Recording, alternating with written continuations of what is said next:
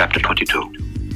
And Jesus answered and spake unto them again by parables, and said, The kingdom of heaven is like unto a certain king, which made a marriage for his son, and sent forth his servants to call them that were bidden to the wedding. And they would not come. Again he sent forth other servants, saying, Tell them which are bidden, Behold, I have prepared my dinner, my oxen and my fatlings are killed, and all things are ready. Come unto the marriage. But they made light of it, and went their ways, one to his farm, another to his merchandise. And the remnant took his servants, and entreated them spitefully, and slew them. But when the king heard thereof, he was wroth, and he sent forth his armies, and destroyed those murderers, and burned up their city. Then saith he to his servants, The wedding is ready, but they which were bidden were not worthy. Go ye therefore into the highways, and as many as ye shall find, bid to the marriage. So those servants went out into the highways, and gathered together all as many as they found, both bad and good. And the wedding was furnished with guests. And when the king came in to see the guests, he saw there a man which had not on a wedding garment. And he saith unto him, Friend, how camest thou in hither, not having a wedding garment? And he was speechless. Then said the king to the servants, Bind him hand and foot, and take him away, and cast him into outer darkness. There shall be weeping and gnashing of teeth. For many are called, but few are chosen. Then went the Pharisees, and took counsel how they might entangle him in his talk. And they sent out unto him their disciples with the Herodians, saying, Master, we know that thou art true, and teachest the way of God in truth, neither carest thou for any man, for thou regardest not the person of men. Tell us therefore, what thinkest thou? Is it lawful to give tribute unto Caesar, or not? But Jesus perceived their wickedness, and said, Why tempt ye me, ye hypocrites? Show me the tribute money. And they brought unto him a penny. And he saith unto them, Whose is this image and superscription? They say unto him, Caesar's.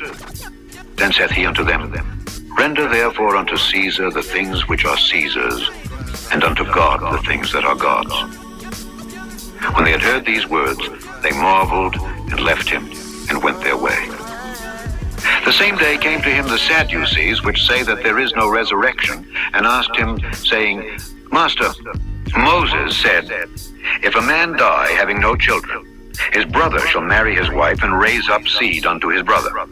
Now there were with us 7 brethren.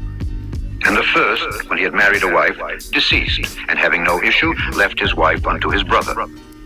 Likewise the second also, and the third, unto the 7th. And last of all, the woman died also. Therefore, in the resurrection, whose wife shall she be of the 7? For they all had her. Jesus answered and said unto them, Ye do err, not knowing the Scriptures nor the power of God. For in the resurrection they neither marry nor are given in marriage, but are as the angels of God in heaven. But as touching the resurrection of the dead, have ye not read that which was spoken unto you by God, saying, I am the God of Abraham, and the God of Isaac, and the God of Jacob? God is not the God of the dead, but of the living.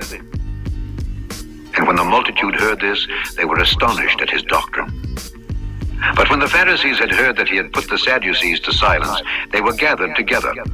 Then one of them, which was a lawyer, asked him a question, tempting him, and saying, Master, which is the great commandment in the law?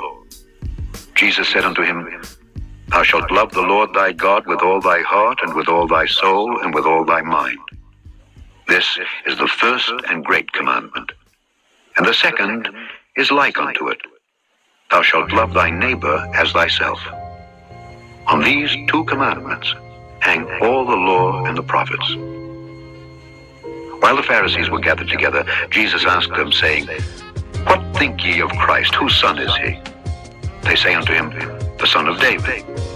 He saith unto them, How then doth David in spirit call him Lord, saying, The Lord said unto my Lord, Sit thou on my right hand, till I make thine enemies thy footstool. If David then call him Lord, how is he his son? And no man was able to answer him a word, neither durst any man from that day forth ask him any more questions.